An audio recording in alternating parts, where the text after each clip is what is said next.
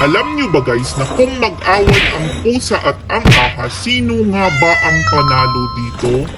Dahil sa, alam nyo ba na kung makita nyong nag-aaway ang pusa at ahas, so matakot na kayo na mamatay ang ahas. Yes, dahil sa, ang pusa ang laging panalo dito. Dahil alam nyo ba kung bakit? Dahil sa makikita nyo na akala nyo ang ahas ay matinik at ito ay maliksi, pero nagkakamali ka dahil nga, alam nyo ba na ang pusa dito ay ang kanyang reaction lang naman ay 0.2 to 0.7 seconds ang kanyang reaction. Samantala ang ahas ay 0.5 to 0.9 reaction lang ang ahas. So, mas mabagal ang kilos o reaction ng ahas kaysa sa pusa. So, alam mo na kung sino ang panalo dito dahil nga ang mga pusa ay mas maliksi talaga sila, no? Mas mabilis sila ng 10 times na reaction sa tao. So, imagine mo, ang reaction ng pusa is 10 times kaysa sa reaction ng tao. So, guys, kung makakita kayo ng ahas at ang pusa na nag-aaway, pwede nyo yung iwanan yung pusa nyo dahil alam ko na panalo ang pusa.